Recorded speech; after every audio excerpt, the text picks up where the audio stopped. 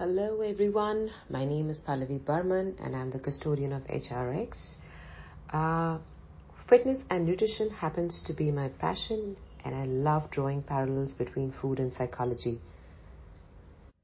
Well, today what I'm going to talk about is basically eating in moderation.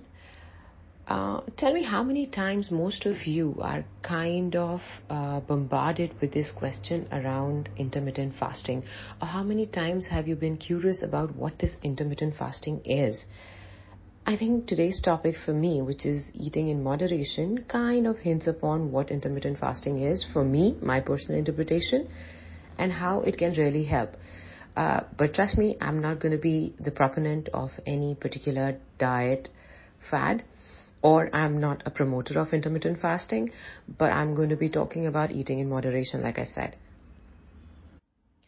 Now let's start off by saying and understanding what happens to our body when you put in too much processed food or too much food in general. We all know that liver happens to be the biggest organ and the heaviest organ in our body, and it's also somewhat of a master organ whose responsibility is to filter the blood which comes from the digestive tract before it gets distributed to the body. So basically anything and everything that you swallow or put in your system is actually scanned by the liver first.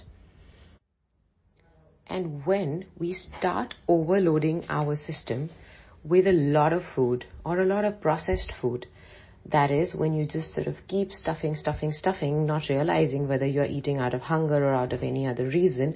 And you also put in all wrong kinds of food along with processed food, a lot of chemicals, a lot of sodium, a lot of packaged stuff.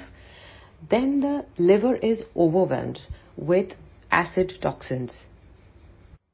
Now this liver of ours, which is supposed to carry out hundreds of functions in our body, gets really overwhelmed with all the toxicity that you put in it, and therefore gets overheated. Now try drawing the parallel between the overheating of a machinery when you're sort of putting it through a lot of work.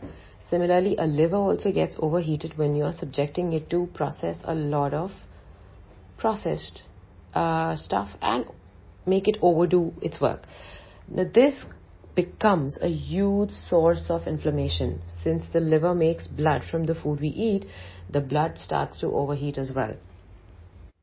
Now, I don't know if so far you're with me and you're understanding what I'm saying. This was a very important point for all of us to understand, because our modern medicine can only measure or monitor the liver function through blood work.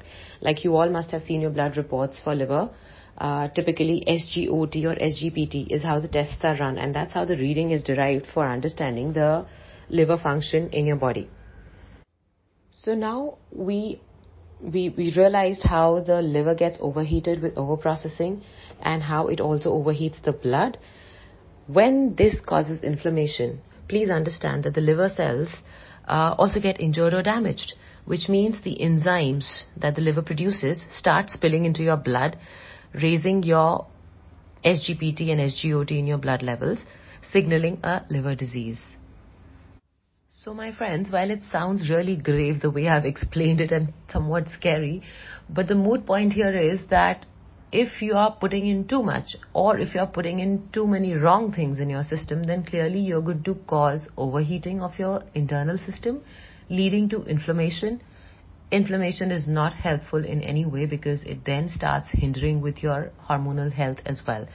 Once your hormonal health is impeded, then you get poor absorption or poor retention of nutrients in the bloodstream, resulting in a lot of lifestyle issues. So for me, eating in moderation is the key, and eating right and clean is another very important point. Now, I don't know whether you want to do this under the garb of intermittent fasting or simply fasting, or just, let's say, disciplined living, but do follow and try and understand through this this particular episode on how eating wrong can hamper your system in the long run and cause inflammation. And guys, inflammation needs to be avoided at any cost if you need to have a good system, a clean system, resulting in good skin, good gut health, nurturing good bacteria in your gut, and of course your overall health and metabolism. So follow this, and if you have any more questions, please write in to us or tell us your response or your queries or your feedback about this particular topic. Happy to cover more in details in the forthcoming episodes. Thank you.